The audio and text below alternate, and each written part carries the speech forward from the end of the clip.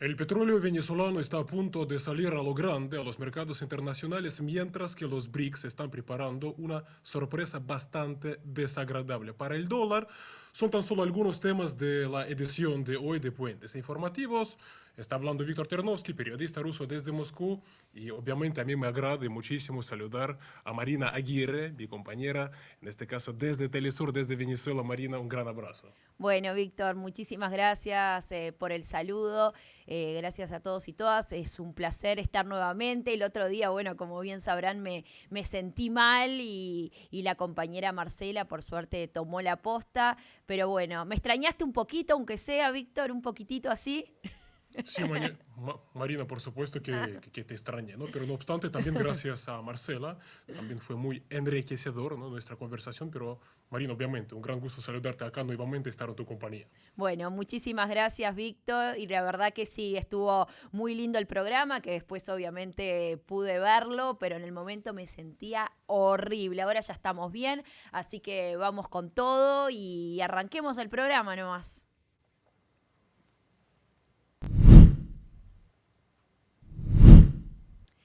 Y el primer tema es de lo que se está hablando en Venezuela y en varios países del mundo, porque tiene que ver con la reforma parcial de la ley de hidrocarburos.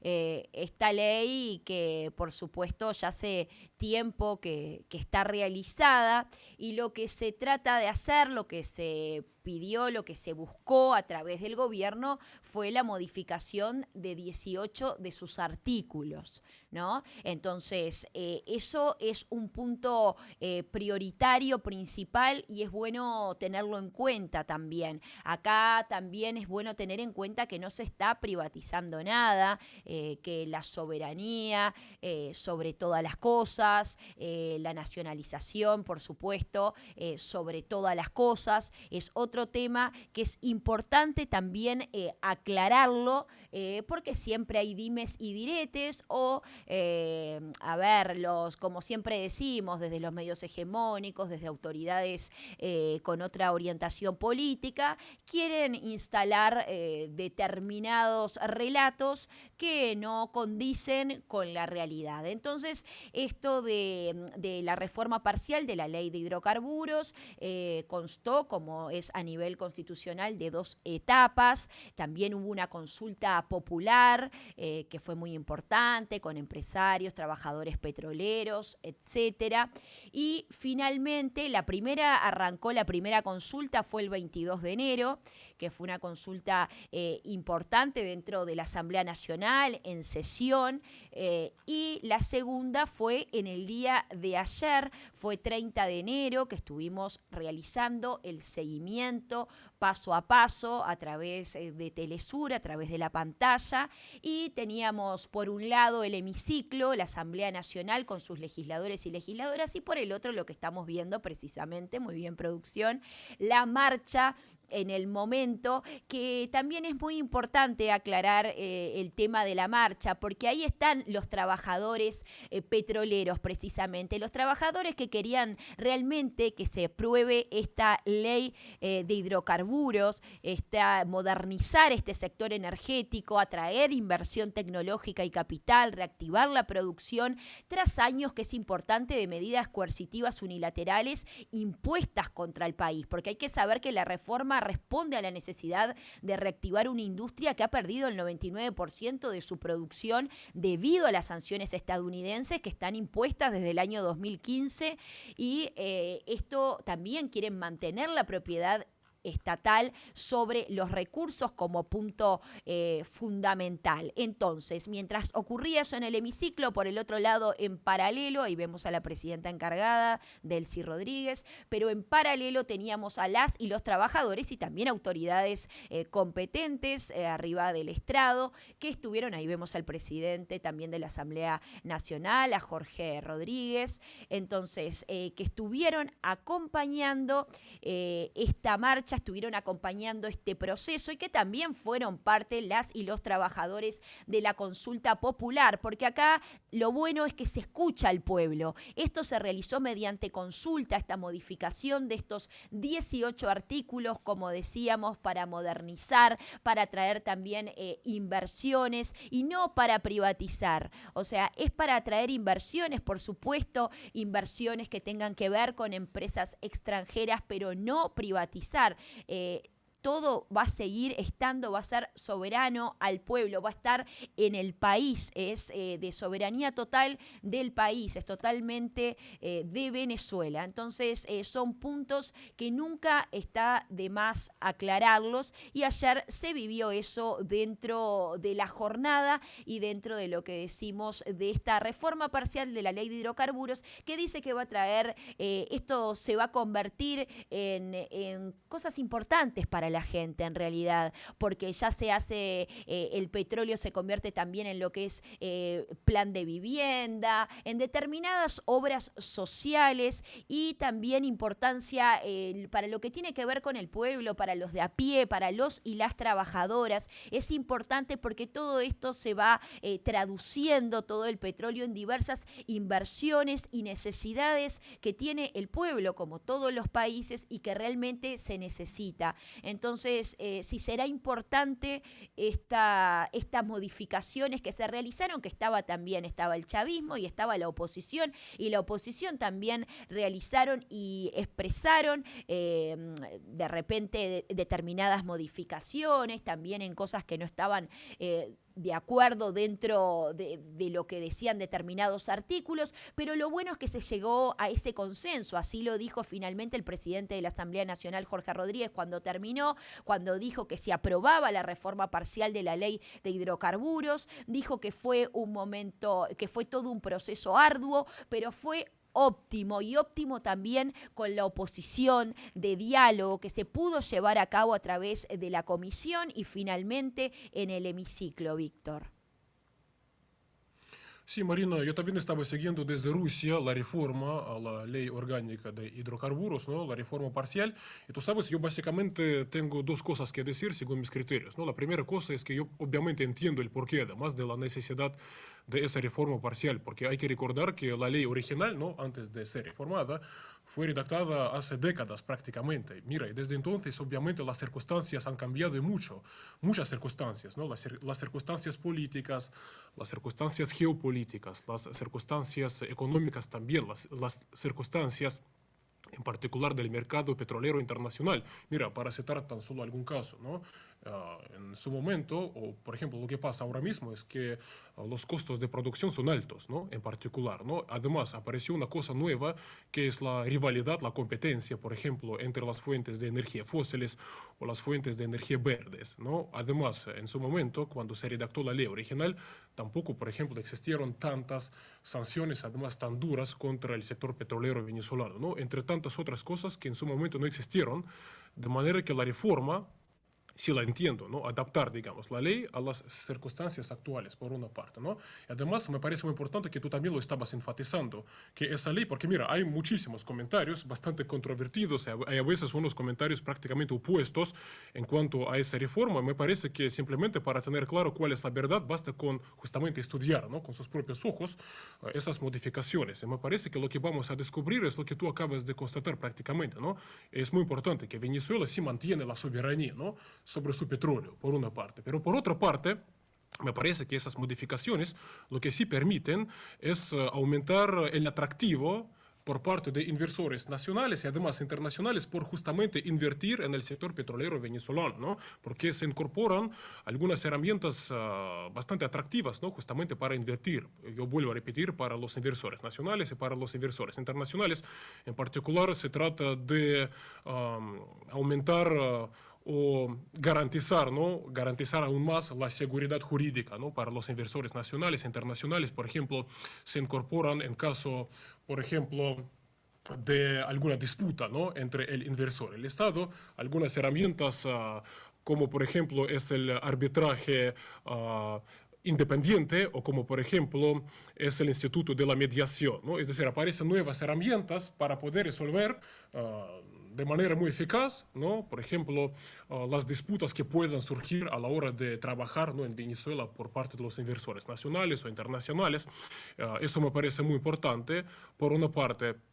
Además, en cuanto a la soberanía, ¿no?, que mantiene Venezuela sobre sus recursos, eso sí, porque mira, estamos viendo que los yacimientos siguen siendo de soberanía del Estado venezolano, Exacto. pero por otra parte, y sí, también sabes otro hecho que me parece importante, porque además, acorde a estas modificaciones, Venezuela mantiene la mayoría accionaria, en particular en empresas mixtas, pero no obstante, dentro de ese marco, los inversores o esas contrapartes, ¿no?, del Estado venezolano sí obtienen una serie de ventajas más. Y en cuanto a Venezuela o al Estado venezolano defendiendo sus intereses, mira, por ejemplo, también podría citar el caso de que, por ejemplo, las regalías se mantienen en torno a un 30%, pero esas regalías podrían bajar para el inversor en caso de que el proyecto va bien, ¿no? En caso de que es un proyecto que va bien, en caso de que es un proyecto con un buen rendimiento económico, entonces me parece que eso también incentiva justamente a los inversores a venir a trabajar sabiendo además que en el futuro incluso podrían, digamos, pagar menos regalías, ¿no? De manera que, mira, me parece una medida muy bien Totalmente. sopesada, es decir, muy bien sopesada entre mantener el control, mantener la soberanía del Exacto. Estado venezolano sobre el petróleo por una parte, pero a la vez aumentar drásticamente prácticamente el atractivo del sector petrolero venezolano para venir a Venezuela, ¿no? Totalmente, el atraer capital, como bien decís, el modernizar esto, ¿no? A través de instrumentos operativos, a través de tecnologías, eso es el pilar fundamental. Y recordemos que la impulsó esta ley orgánica de hidrocarburos Chávez, esto fue en el 2001, ¿no? En la etapa precisamente de la renacionalización, que fue del 2001 al 2007, y fue impulsada por él. Entonces, esto es una continuidad. Ahora, lo que hay que saber que el contexto es lo que ha cambiado, porque este contexto que hay ahora, estamos hablando de un contexto post-bloqueo, cuando Chávez en el 2001 no era el mismo contexto que ahora. Entonces, ¿qué pasaba? Antes se vendían 3,2 millones de barriles, esa era la producción, y bajó a 400.000 barriles diarios, de 3,2 millones de barriles diarios a 400.000. Entonces, esto que impulsó esta ley orgánica y que se quiere y que se mantiene,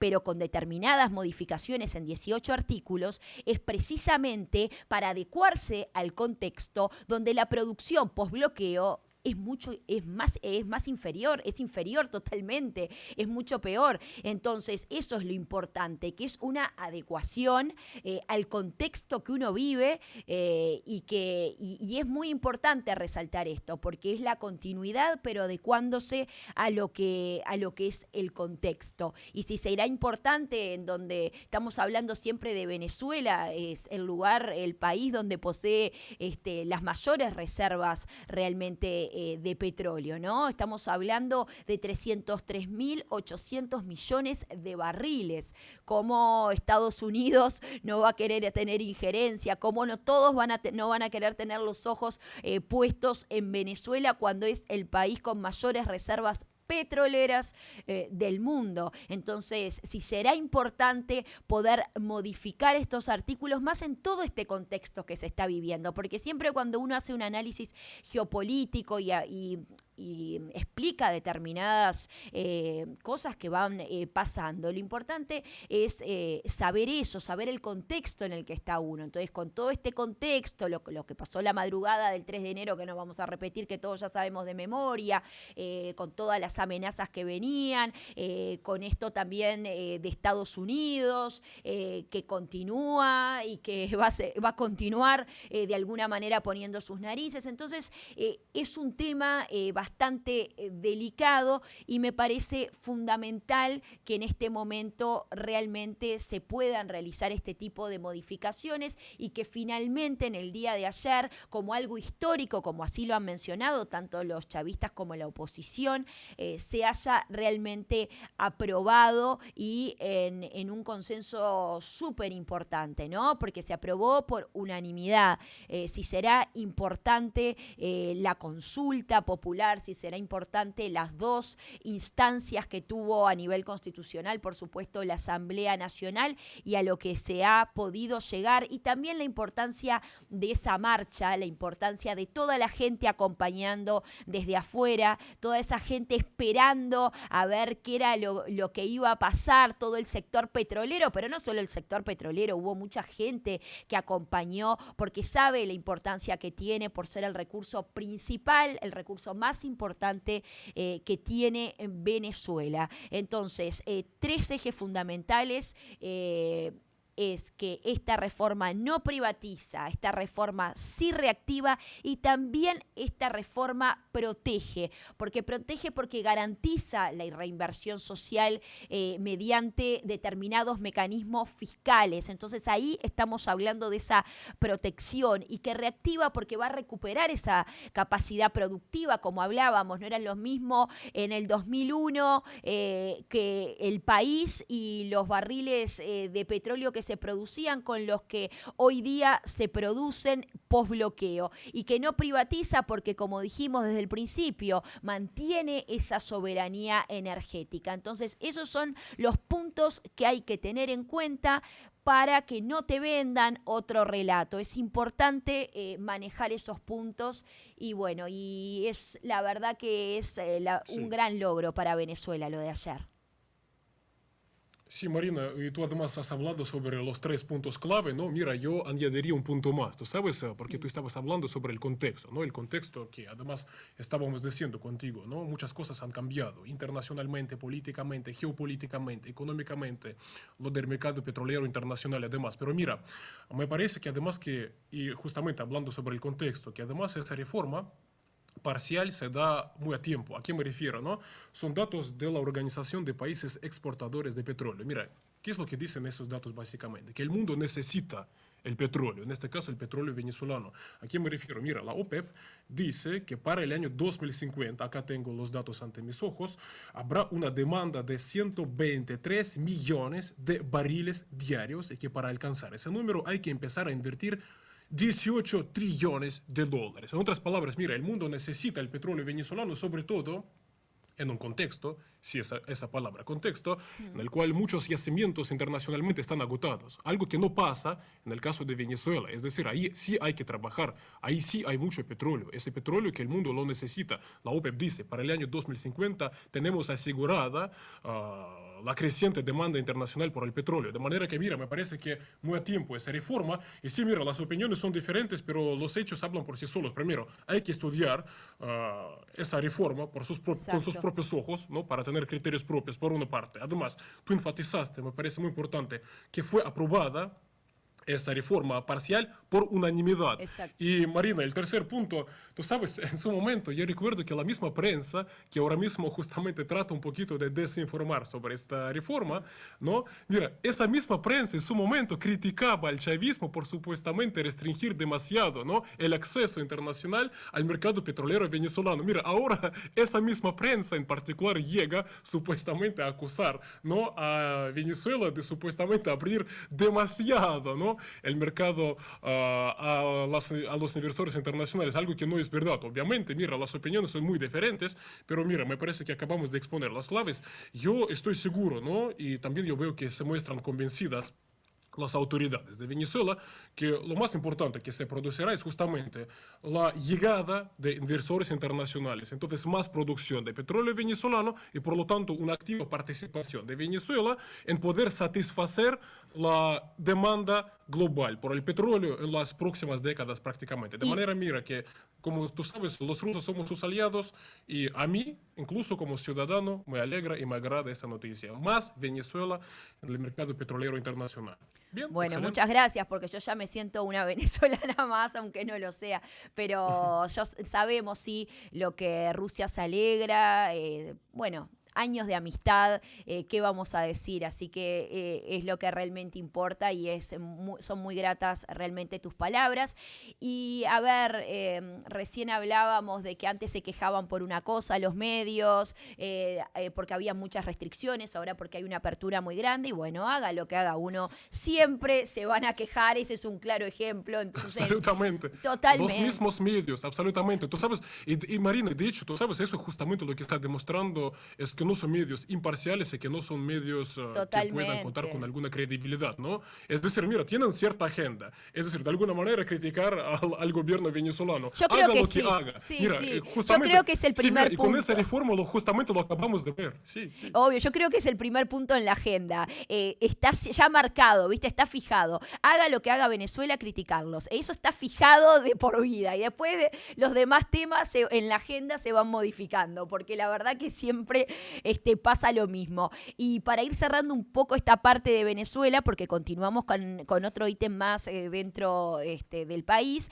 pero a ver, lo importante de todo esto, del petróleo que hablamos, que esto, que lo otro, recurso fundamental del país, es que como dijimos hace un rato, es que esto se traduce en acciones para el pueblo. Por eso también la consulta fue la consulta popular con el pueblo, con las y los trabajadores, con empresarios, etcétera. Que eso es lo que realmente importa, porque todo esto se va a ver traducido en diferentes inversiones, en diferentes accesos del pueblo a una vida digna, una vida mejor, misión vivienda, misiones educativas, misión barrio adentro, que es una de ellas, y así podemos hablar de 20.000 misiones, pero esto se hace precisamente con la inversión directa, la inversión social desde los ingresos petroleros. Entonces, sí será importante para el desarrollo del país, sin lugar a duda. Así que eso es bueno aclararlo también. Y continuando con Venezuela, porque como bien decías vos, Víctor, teníamos que ir redondeando este tema.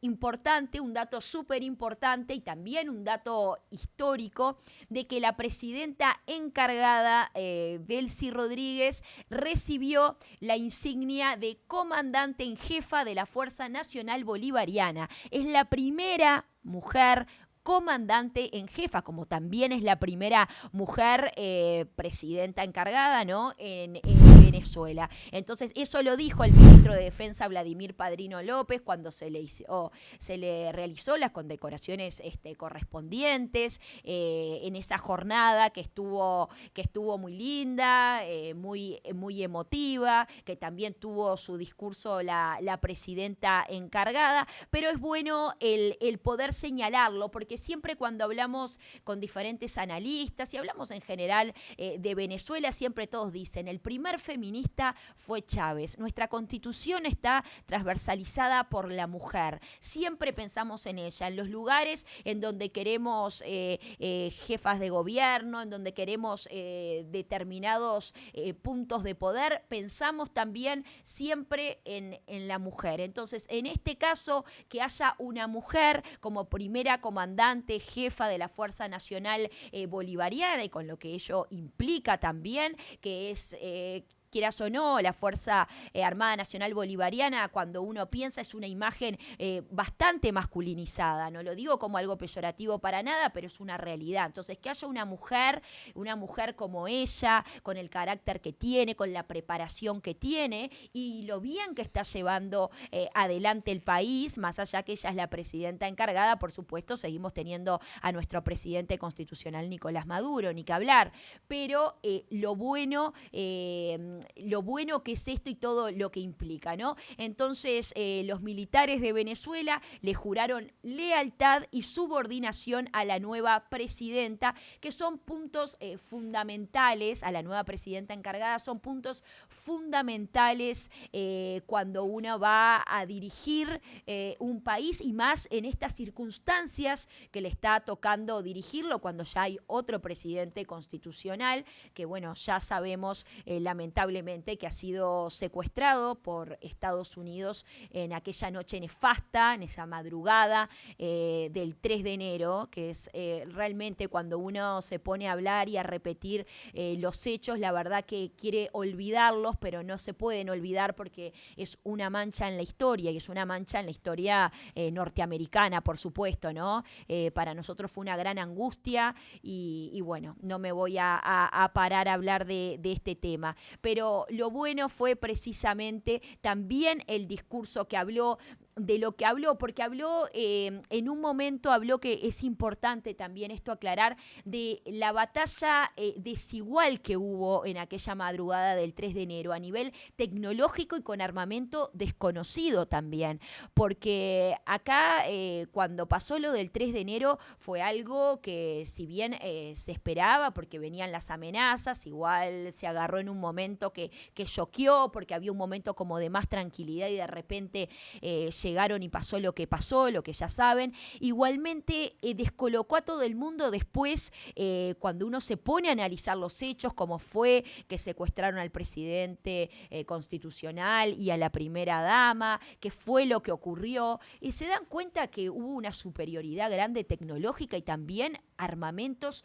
desconocidos, armamentos que uno no manejaba, como también en esa situación de alguna manera poder utilizarlos y poder utilizar a favor de lo que estaba ocurriendo, ¿no? Para poder ayudar. Entonces ella anunció la creación de la Oficina Nacional para la Defensa y la Seguridad Cibernética. Entonces eso fue uno de los puntos importantes precisamente en el día que estaba como comandante en jefe de la Fuerza Nacional Bolivariana, cuando habló de la creación de la Oficina Nacional para la Defensa y la Seguridad Cibernética y también de nuevos lineamientos del sistema defensivo para Venezuela. Porque lo bueno es que ante determinadas situaciones que te pasan, también ir aprendiendo. Viene el balance, viene el análisis, qué fue lo que nos pasó, qué fue lo que ocurrió. Entonces, dentro de lo que pasó, dentro de lo que ocurrió, está bueno poder ya tener esta oficina nacional para, bueno, tratar de evitar de alguna manera ponerse a la vanguardia con la tecnología y con diversos puntos de seguridad cibernética, que esperemos que no tenga que haber futuros enfrentamientos ni que pase nada como esa madrugada del 3 de enero, pero siempre hay que estar, por supuesto, de alguna manera preparados y preparadas, Víctor.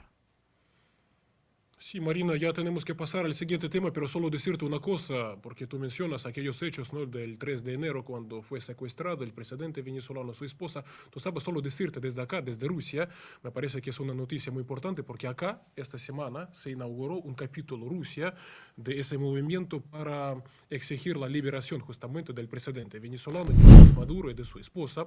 El acto se celebró acá en la embajada rusa en Moscú.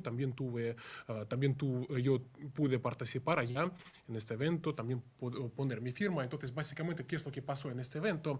Decirte lo siguiente, porque además allá fueron invitados abogados y una de las ideas muy razonables, que según los criterios que se puede escuchar en este evento, es que los abogados o que la comunidad jurídica internacional también empiece a interactuar para argumentar y para elaborar una línea de acción justamente para, desde el punto de vista jurídico, ¿no? Entonces compartir sus opiniones, compartir sus prácticas, compartir sus experiencias, entonces conseguir justamente la liberación del presidente venezolano y de su esposa.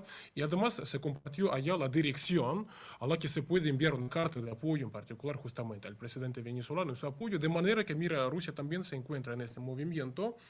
Y acá se celebró este evento, solamente compartirlo contigo. Y sí, Marina, decirte por otra parte, ya terminamos, tú cuando estabas hablando sobre la gestión, ¿no? de Venezuela en la actual etapa tras el secuestro de su presidente, tras los cambios que se produjeron, y volviendo al tema justamente de esa reforma parcial de la ley orgánica de hidrocarburos. Mira, estamos viendo a una Venezuela que se mantiene como un Estado soberano, y en particular en este caso estamos viendo a una Venezuela que mantiene y asegura la soberanía nacional sobre sus hidrocarburos. Bien, Marina, pasamos al siguiente tema. En este caso vamos a Estados Unidos y a unos auténticos, mira, incluso voy a adelantar un poquito, a Sí. unas auténticas ejecuciones prácticamente, ¿no? En plena calle por parte de agentes del llamado Servicio de Inmigración y Control de Aduanas. Exactamente, por parte del ICE. La verdad que tras protestas en Minneapolis, precisamente en contra de la persecución de inmigrantes,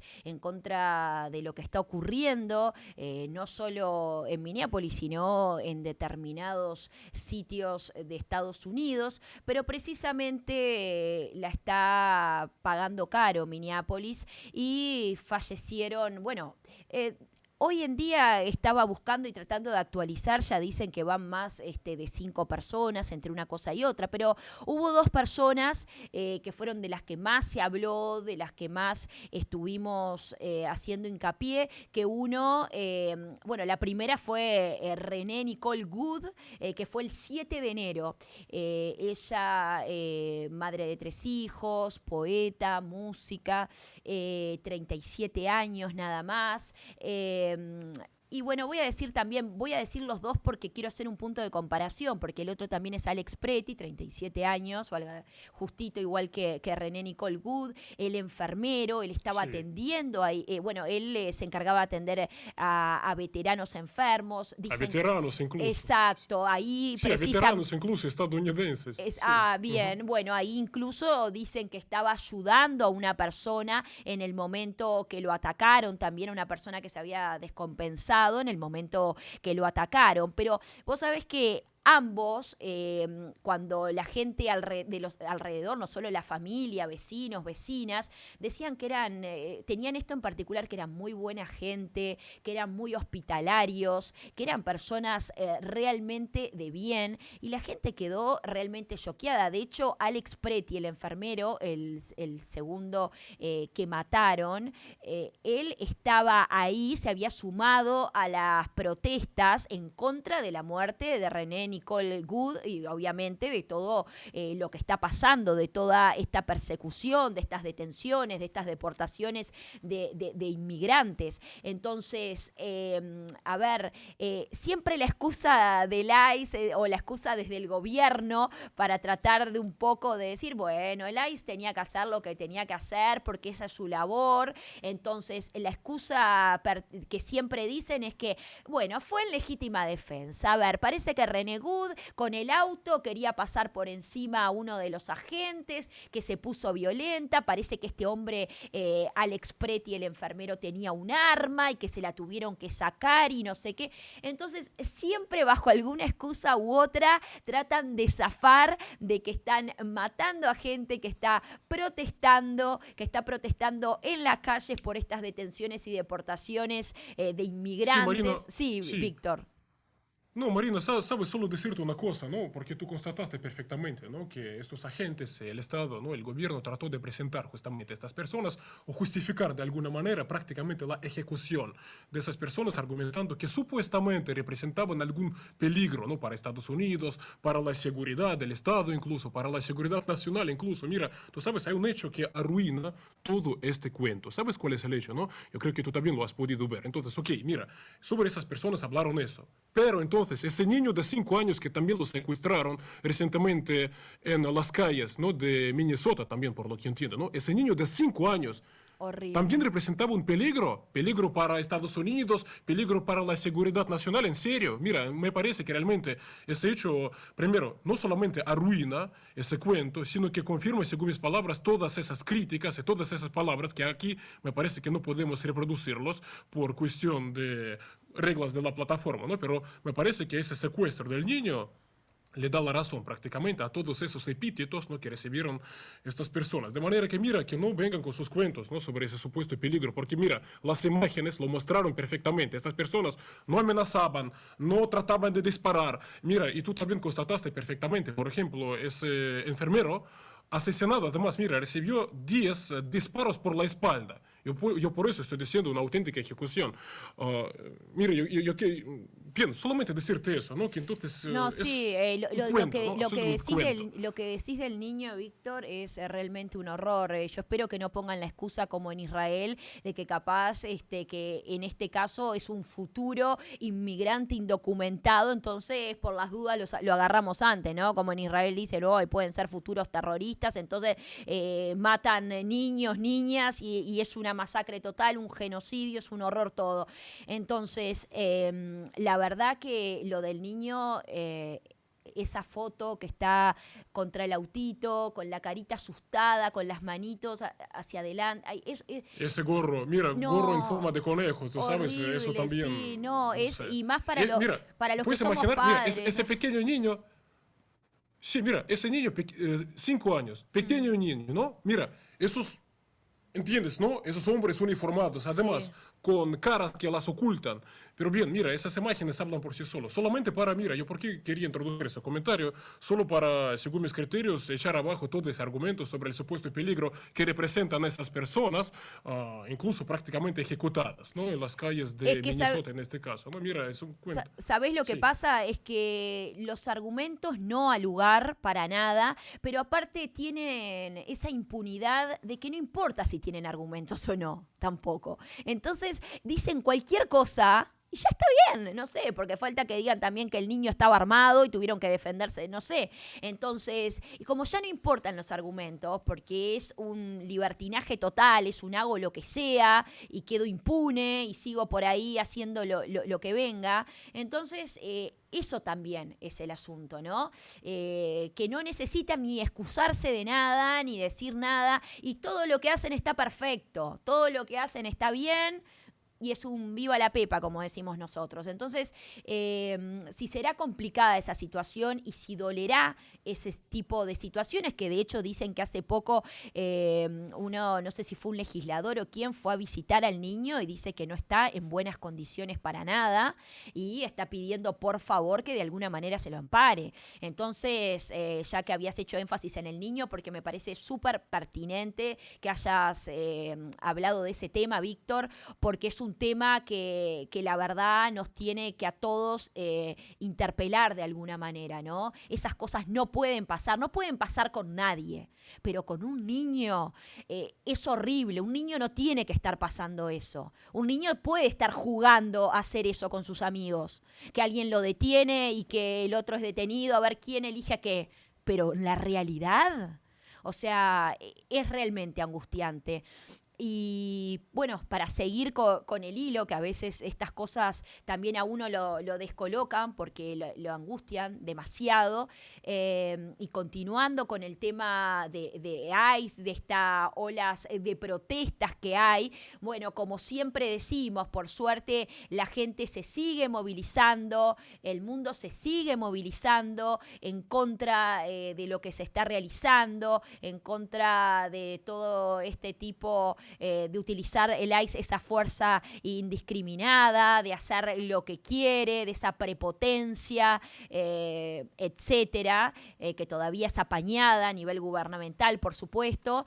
Y todo esto también ha traído varias voces, porque habrán visto, esta es la parte capaz más de color, así salimos un poco de lo triste, pero también es importante porque actores, actrices de Hollywood se han manifestado en distintos lugares, en los Golden Globe, por ejemplo, Mark Ruffalo, un conocidísimo actor, habló al respecto, todos tenían un pin, de hecho, todos tenían un pin en la solapa que aclaraba que estaban en contra, no me acuerdo exactamente qué es que decía ese pin, pero no sé si era No Wise o alguna cosa de esas, pero que hablaban y que estaban en contra de lo que está ocurriendo precisamente, de hecho se les acercó micrófono y hablaron claramente, Natalie Portman, Ariana Grande, Whoopi Goldberg, Bruce Springsteen, Jenna Ortega. Esos fueron también en unos premios súper importantes en el Sundance, que son premios al cine independiente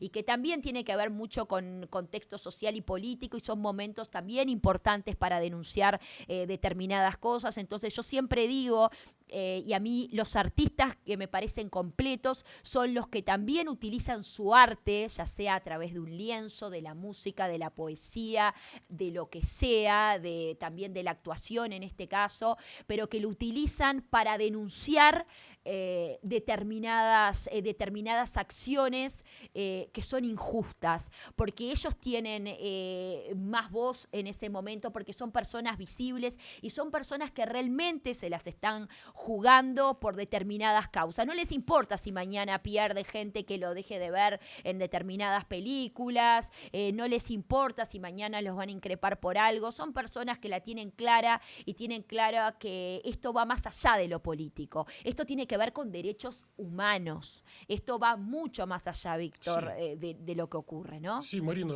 sí, sí, mira, así es. Y además, mira, tú estabas ahora mismo mencionando algunas figuras, ¿no? Que expresaron abiertamente su rechazo, su desacuerdo, pero además, tú sabes, me parece muy importante que además desde el bando republicano incluso, ahora mismo hay cada vez más personas, cada vez más representantes justamente de ese bando, que lo que están haciendo ahora mismo es tratar de distanciarse justamente de Donald Trump en rechazo, en desacuerdo por sus políticas migratorias, entre otras políticas. Por otra parte, mira un caso, por ejemplo, Chris Maddow es un abogado conservador que se presentó a las primarias republicanas para ser el próximo gobernador de Minnesota. Ahora retiró su candidatura porque justamente en desacuerdo, en rechazo por lo que está haciendo Donald Trump. Mira, aquí su argumentación, tengo la cita ante mis ojos: no puedo apoyar la represalia que los republicanos a nivel nacional pretenden ejercer contra los ciudadanos de nuestro estado. Entonces, mira, eso es lo que está pasando, pero además esa situación se está volviendo algo muy desagradable para la aprobación de Donald Trump.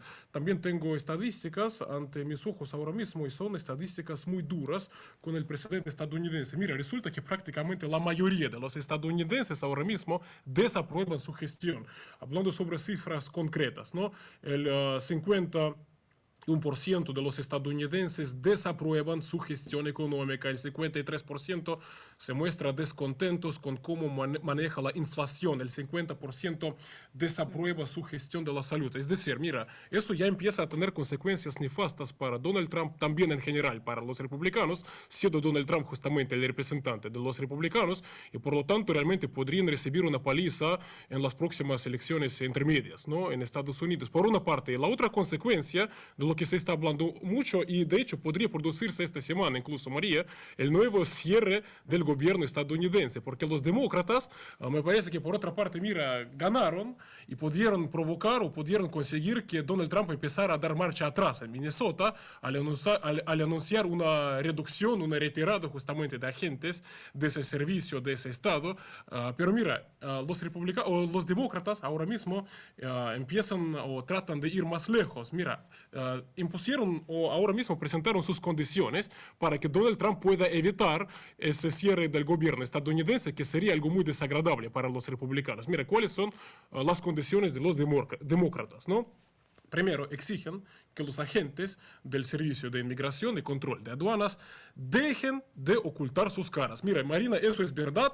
Todos estos desmanes que están provocando en las calles de Estados Unidos los están haciendo con caras ocultadas. Entonces piden acabar con esa práctica. Además, frenar las heredadas migratorias, restringir drásticamente el uso de armas por agentes y violencia contra los manifestantes. Entonces, si Donald Trump no da marcha atrás, entonces Donald Trump tendría un nuevo cierre del gobierno estadounidense. ¿Eso qué significaría? No solamente eso paralizaría, por ejemplo, el financiamiento del propio Servicio de Inmigración y de Control de Aduanas, sino también de otros departamentos importantes, como incluso es el Departamento de Estado. ¿Qué significaría eso por su parte? Eso en particular limitaría justamente las posibilidades de Donald Trump para actuar en la arena internacional. En particular, particular en cuanto a Venezuela, en cuanto a Irán, en cuanto a Ucrania, por ejemplo. Entonces, mira, eso tendría consecuencias muy nefastas para Donald Trump. De manera que, mira, yo por qué lo estoy diciendo, para demostrar y para ilustrar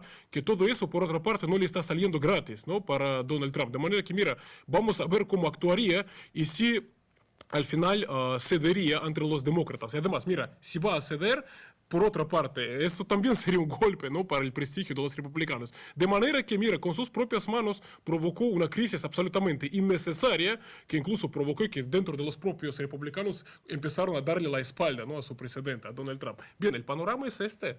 Y sí, bueno, como bien decís y como bien decimos siempre, él mismo se está dando el tiro en el pie porque está perdiendo mucha gente con el tema de esta persecución a los inmigrantes, ¿no? De hecho, ya se están perdiendo determinados estados en Estados Unidos, precisamente, que van ganando demócratas. De una manera u otra, está perdiendo terreno, ¿no? Está perdiendo terreno sin lugar a dudas y siempre es por el discurso del tema de los inmigrantes más que nada, porque los que están ganando terreno es precisamente con ese discurso a favor de los inmigrantes, en contra de lo que está haciendo el gobierno. Entonces él lo está perdiendo por ese lado, lo que están ganando los demócratas. Así que, a ver, yo veo que sí, que cada vez el pueblo está despertando más. Espero que así sea en el momento de la votación. Espero que no se olviden de estas cosas, porque uno a veces ve determinados panoramas, se da cuenta, bueno, que la gente está despertando, que está pasando esto, lo otro, y después se desayuna con que, bueno, volvió a ganar otra vez arroz, ¿no? Volvió a ganar esta persona o bueno, entonces es complicado. Igualmente, como bien dijiste lo de las encuestas, el hombre cayó 3 puntos en una semana cayó 3 puntos y tiene un 73% que se opone a que el ICE detenga a ciudadanos y ciudadanas estadounidenses. Entonces, esos son puntos fundamentales también, y el caer 3 puntos en una semana, que obviamente tiene que ver con todo esto que venimos contando, con todo esto que ocurrió, entonces dice y mucho. Pero bueno, ahora tenemos que pasar al siguiente tema, si te parece, Víctor. ¿Vamos? Sí, Marina. Dale, vamos.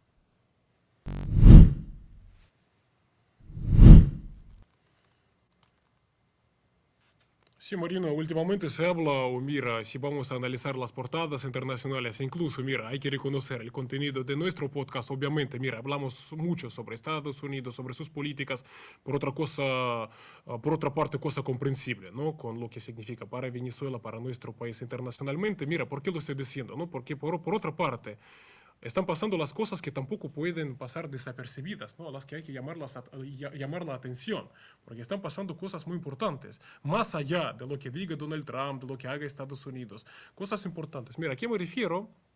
Resulta que están a punto de lanzar los BRICS, su propio sistema de transacciones, su propio sistema de pagos internacionales absolutamente independiente de los canales de transacciones, de transferencias occidentales. Mira, el tema se vuelve cada vez más palpable e incluso hay información de que este sistema podría materializarse, podría ser lanzado en la próxima cumbre de los BRICS ya este año. Voy a recordar que se celebrará en la India.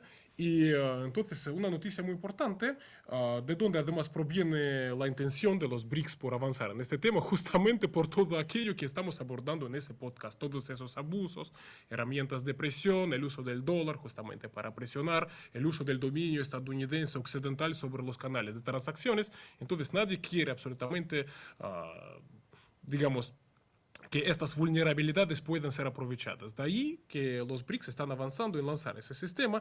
Y otro hecho importante, Marina, porque ese sistema, además, significaría otro golpe para un dólar cada vez más debilitado. Mira, además, ¿por qué estoy hablando sobre un dólar debilitado? Y tú, Marina, manejas perfectamente los temas económicos y creo que tú has podido ver justamente la dinámica, qué es lo que está pasando con el oro, que es justamente una contundente muestra de la situación en la que se encuentra el dólar. Ahora mismo hay una enorme desconfianza, dólar se encuentra en caída libre y una manifestación de la desconfianza del dólar es la situación del oro. Mira, porque ahora se situó, su precio, ¿no?, superó los máximos máximos históricos, ya es más de $5.300, ¿no? Por tonelada. Es lo que está pasando con el dólar. Pero bien, entonces esa iniciativa que la estoy abordando ahora mismo, lo de ese sistema de pagos que van a lanzar los BRICS, y lo harían este año, también significaría un golpe más para el dólar. ¿Por qué? Porque ese sistema lo que implica es que las transacciones se realizarán en monedas nacionales de los países miembros de los BRICS, evitando el dólar. ¿Por qué es importante además? ¿No? Porque vamos a recordar que los BRICS justamente representan una parte muy significativa de la economía global, de la población global, del movimiento de productos, de cargas internacionalmente, de manera que, mira, ahora estamos en una etapa, estamos viendo qué es lo que está pasando con el dólar. Además, mira, realmente es bastante gracioso, porque tú sabes, Donald Trump, cada intervención suya es un poquito jactarse de ese éxito, de aquel éxito, del tercer éxito, del cuarto éxito. Mira, justamente recientemente estaba hablando de lo bueno o de lo bien que avanza la economía estadounidense. Lo dijo justamente en unas circunstancias en las que se produjo una nueva importante caída del dólar, ¿no? Pero bien, entonces, con esa medida, ¿qué es lo que puedo decirte? Recibiría el dólar un nuevo golpe. Y por otra parte, ¿no? Estamos viendo que los BRICS acá están presentes y trabajan, quizás, mira, no de manera tan provocativa, no de manera tan show como lo hace Estados Unidos, pero mira, lo hace tranquilamente y lo hace. Mira, de manera que, mira, me parece que nos esperan importantes noticias este año en la cumbre de los BRICS. En la India, quizás tendríamos un nuevo sistema de pagos internacionales que agrupe prácticamente las principales economías emergentes, alternativas, y bien, noticia desagradable para Estados Unidos. Mira, solamente decirte porque para contrarrestar también un poquito el discurso estadounidense. Todo victoria, todo éxito. Bien, un pequeño detalle, ¿no? Solamente mencionarlo. Me gustó eso. Bueno, sí, ahí vamos a estar en primera fila en esta cumbre de los BRICS. En primera fila voy a estar desde mi casa, ¿no? Por supuesto, o desde el trabajo donde tenga que estar. A mí no me invitaron a la cumbre. A ver que inviten a Puentes Informativos a la cumbre de los BRICS. Ahí estaremos. Pero sí, va a ser este año en la India. ¿Vos viste algún mes? ¿Ya se habló de algún mes cuándo va a ser? ¿Tenés idea? Porque yo no vi Sí. el mes. ¿Cuál es? ¿Tenés idea? Sí, Marina, tú sabes, justamente preparándome para nuestro programa, estaba buscando la fecha, pero Me pasó por lo lo que entiendo mismo. la fecha todavía no la hay. Sí, mira, por ahora, por lo que entiendo, todavía no la hay, pero Exacto. bien, yo lo que sí pude ver es que habría algunos acontecimientos el próximo mes de junio. Mira, por ahora no puedo afirmar, yo creo Exacto. que está por concretarse la fecha. Pero mira, este año en cualquier caso la cumbre sí se celebrará, entonces eso es importante. La fecha, por lo que entiendo, todavía no la hay. Exactamente, a mí me pasó lo mismo preparando el programa, estaba buscando a ver en qué mes sería la cumbre, pero bueno, lo importante que sabemos es que es este año y también lo que están planteando precisamente los BRICS, que es importante porque también esto responde a los países que están con sanciones económicas, ¿no? A todo lo que ha pasado, a todo también los temas arancelarios ni que hablar, pero es una necesidad de autonomía financiera y que por supuesto estaría desplazando al dólar sin lugar a duda y al sistema SWIFT, como dicen, ¿no?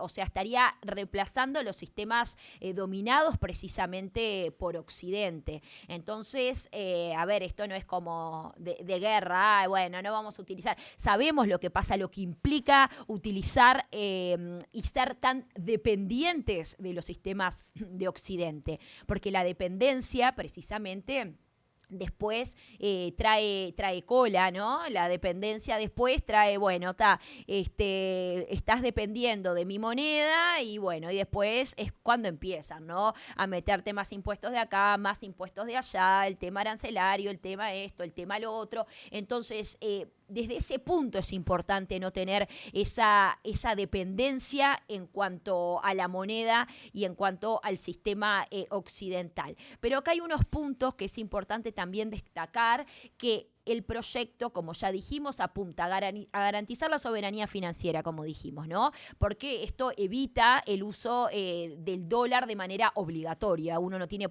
por qué utilizarlo, ¿no?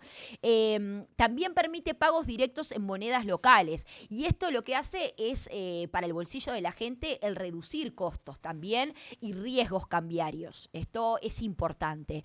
Después aumenta la velocidad y la seguridad en cuanto a las transacciones. Es otro punto a destacar. Reduce la exposición a sanciones financieras externas, lo que estábamos hablando, a lo que no tenés esa dependencia del dólar, entonces por supuesto que vas a tener esa reducción a tener determinadas sanciones externas. Estimula también el comercio entre los países BRICS, que eso es fundamental. Lo bueno que entre los países BRICS es que hay hermandad, entonces estimular el comercio entre ellos es importante, porque también al manejar la misma moneda te obliga a negociar entre los mismos países que están contemplados. Entonces eso también hace que el dinero se mueva, que la economía se mueva en ese círculo BRICS, que la verdad hoy en día está siendo un ejemplo en todo y ya hemos dado cifras muy importantes al respecto, pero bueno, tiembla Donald Trump con todas estas cosas, parecido a lo que dijiste, Víctor, pero diferente.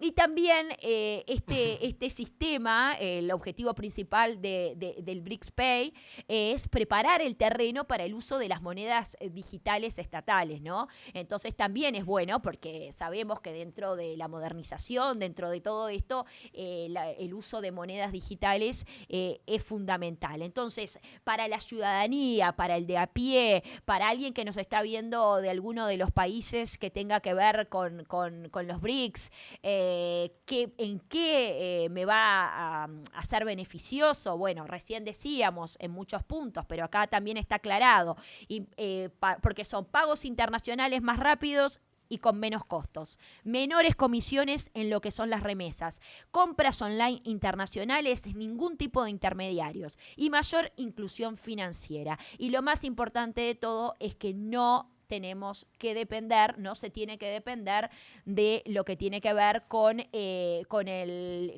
que tiene que ver con el dólar, ¿no? Que eso también es un punto súper importante para no tener precisamente, y valga la redundancia, esa dependencia, esa dolarización de siempre que nos trae grandes disgustos, Víctor. Sí, Marina, mira, excelente. Además, decirte lo siguiente, ¿no? Porque la importancia de ese sistema que tú acabas de hecho de mencionarlo, ¿no? Mira, cero control occidental sobre las transacciones. Es decir, por mucho que quiera, digamos, nuestros socios occidentales, tal y como se está diciendo aquí, no van a poder meter sus narices, ¿no? En cuanto a las transacciones, qué es lo que está pasando, quién comercia, con quién y de qué manera, ¿no? Cuáles son las sumas y lo demás. Me parece eso muy importante. Y mira, para terminar un poquito, en cuanto a esa subida histórica del oro que estamos observando ahora mismo, me parece importante porque, mira, incluso en la prensa occidental, ¿no? En medios económicos importantes, se está reconociendo el porqué, además de esa subida del oro, que por otra parte lo que significa es justamente la desconfianza en el dólar. Mira, están diciendo que el oro está subiendo porque la confianza en el orden monetario fiscal mundial está cambiando hacia una postura más cauta. Mira, ¿qué es lo que está pasando en Estados Unidos por otra parte? ¿En qué se traduce esa situación con el dólar? Mira, tú sabes, esta semana pudimos escuchar una frase que a mí verdaderamente me impactó. Y esa frase la utilizó el alcalde de Nueva York, mira, lo estábamos mencionando en este programa, en nuestras ediciones, a Mamdani, ¿no? Quien comparó la situación ahora mismo económica en Nueva York con la situación de los tiempos de la gran recesión. Mira, dijo que la situación es muy compleja y por lo tanto plantea ahora mismo subir los impuestos para los ricos, en particular para las empresas y lo demás. Pero tú puedes imaginar, año 2026, enero, ¿no? Donald Trump jactándose de lo bueno que va todo, de lo buena que es su gestión, también económica. Pero allá, incluso en Nueva York, el alcalde dice que estamos en una situación incluso peor que en la gran recesión. Mira, me parece que prácticamente eso lo dice todo. Pero Marina, entiendo que tenemos que redondearnos en ese programa. Yo solo decirte que muchas gracias, ¿no? Por tu compañía. Y además, mira, me parece que lo esencial lo hemos abordado, ¿no? Y nuevamente vuelvo a repetir, me agrada tanto que como también empezamos nuestro programa y como yo estoy hablando, quién va bien realmente, me parece bien que yo estoy viendo a una Venezuela que va bien. Mira, me alegra muchísimo desde Rusia. Claro que sí, bueno, y a mí desde como uruguaya, desde Venezuela también me alegra que las cosas se vayan de a poquito, como decimos nosotros, que los zapallos se vayan acomodando en el carro. No sé si se entiende ese dicho o no, pero que todo de alguna manera o no se vaya acomodando. Bueno, muchísimas gracias, Víctor, a vos también por tu compañía. Recuerden que pueden ver los programas anteriores a través de Sputnik, a través de Telesur, pueden también a través de los comentarios, que siempre los estamos leyendo. Muchísimas gracias por su buena onda, por su buena energía. Los comentarios que no tienen buena onda, buena energía, fuera, fuera. No, pueden poner todo tipo de comentario, no hay problema, nos hacemos cargo, pero está bueno también que si tienen algún tema que quieran específicamente que tratemos o algún punto o algo de repente de los temas que hablamos que digan, uy, no hablaron de este punto, bueno, lo retomamos, no hay problema y hablamos al respecto. Así que nada, Víctor, un beso enorme para vos y un beso para todos y todas. Un gran abrazo. Hasta luego. Chau, chau.